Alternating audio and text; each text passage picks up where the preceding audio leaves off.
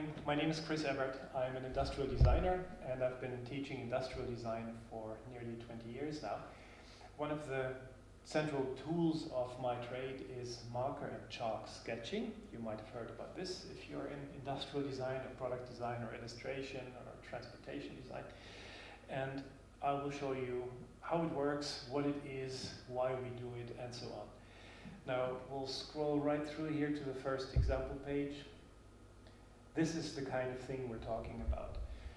These kinds of drawings are the standard in industry for anyone who's in product design, industrial design, transportation design. And it's an expectation that we can draw like that, quickly, all the time, and gladly. And the good news is it only takes a little bit of talent, and the rest is technique and practice. So if you know what to do, you can probably do stuff exactly like this, even if it looks pretty great to you right now. And I have to say, I didn't do these. I just nabbed these from somewhere as illustrations of what people do. So here we have, for example, a page which shows some kind of electronic componentry on the left and some household items on the right. This is already packed with special knowledge here and special ways of doing things. I'll talk you through these bits. The first thing that you need to understand is that what we're looking at here is not really done with pens as such.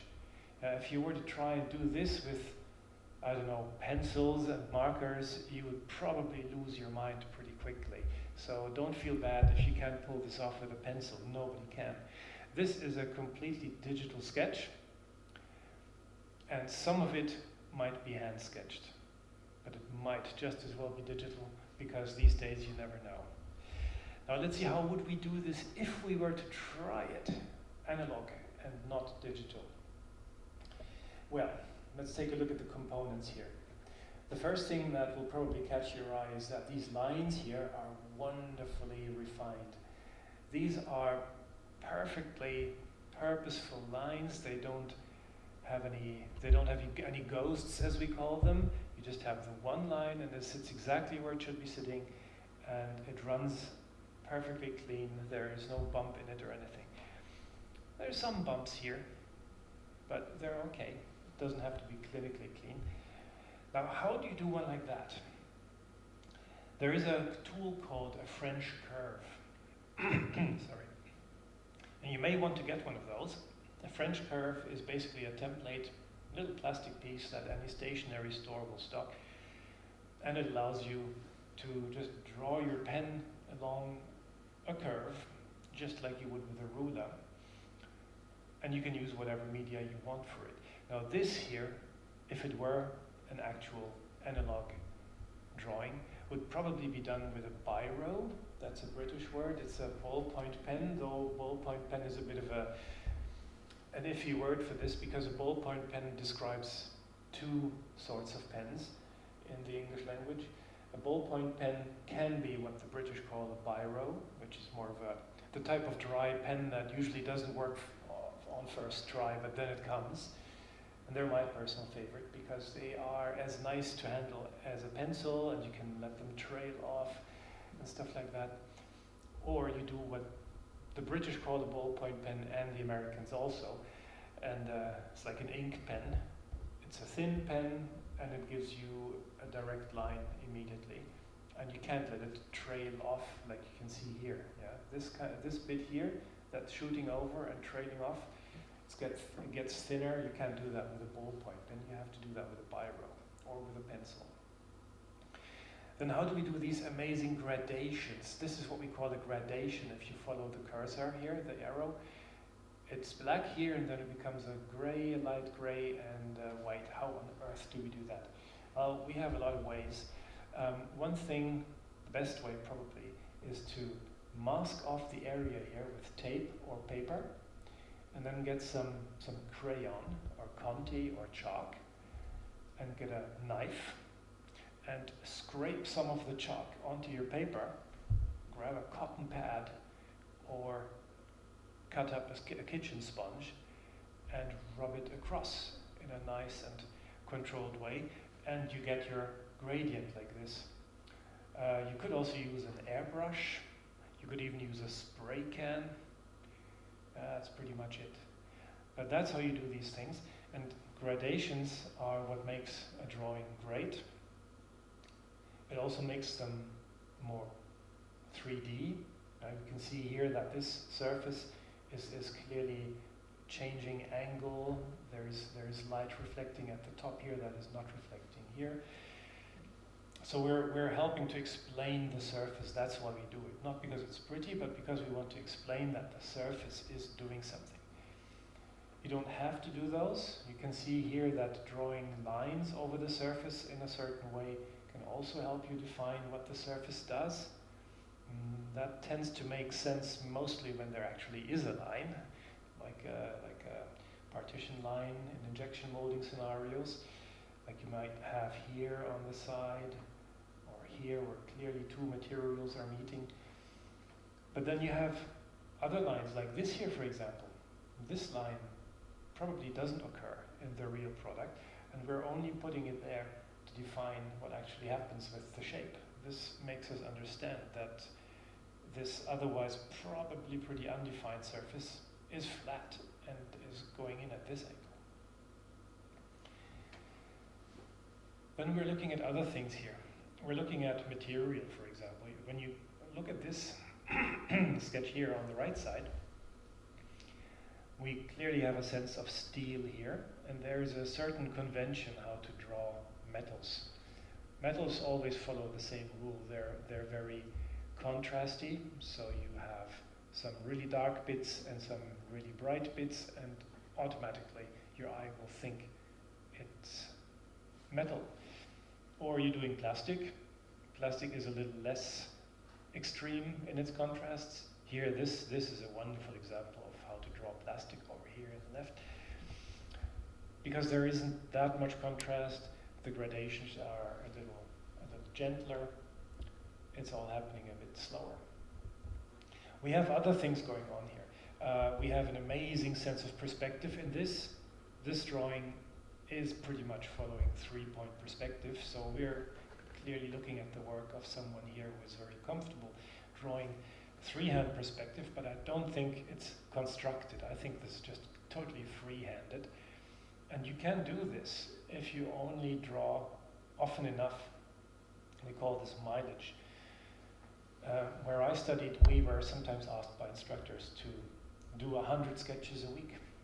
And the thing is, there is an aspect called psychomotor skills development. And you benefit from this if you do something more than 22 times. If you do something more than 22 times, it becomes second nature to you. So that means, in short, draw one hell of a lot like this, and you'll get good at it. Might take a few months, if you're serious about it, you can get to this level.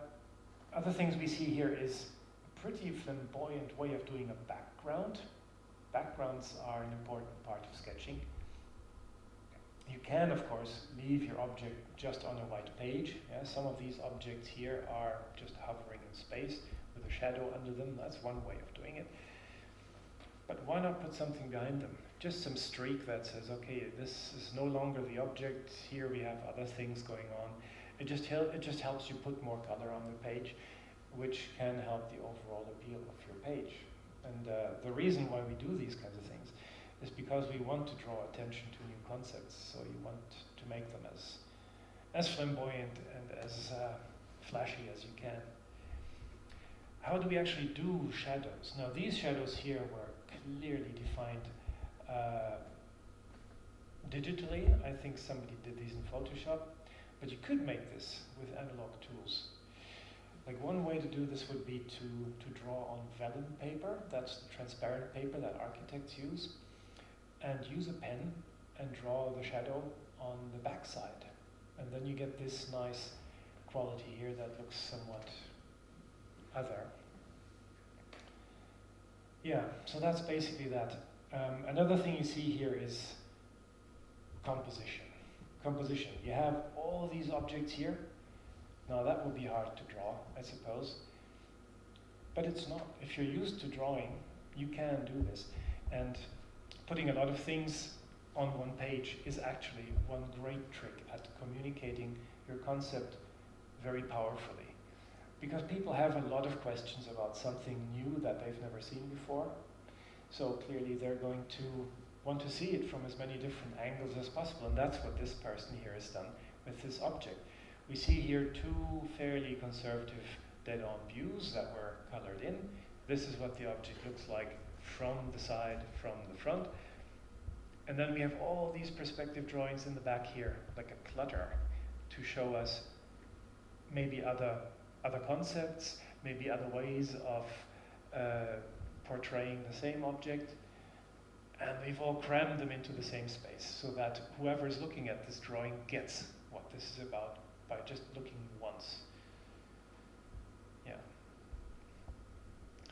You can get away with simpler techniques. Not everything needs to be airbrush and so on. This here is a perfectly viable way that I use a lot. Again, this is not my drawing, and I'm using it to illustrate what could be done. Here we have what's quite obviously a pencil drawing with some biro used again, the thing the Brits call biro. And then we have a little bit of chalk rubbed in different colors. It's an incredibly effective way of doing things. And it's very fast. And I think that is one of the things that many young designers and illustrators misunderstand. You don't want to spend a lot of time on these. Nobody cares how much time you spend on these. You're doing this in order to communicate your concept as strongly as possible in as little time as possible. So we're using all this impact and all this flashiness in order to be able to do it fast. A page like this shouldn't take you more than maybe half an hour maximum. Because when you're counting the rates that product designers are being built out at, then this pretty quickly becomes a $100-200 painting. And you don't really want that. You want to have a profit. You want to tie up your work time by doing this on one whole day. So you need to get fast at this. And again, that's something you do by doing it often. Now, what I would suggest is going from a photo like this. Let's see if we can actually draw something that looks like this. Again, this is a photo of an existing hairdryer, but I think we can produce a hand drawing that looks very much like this in a fairly short time. And that's it for the lecture part. Thank you very much.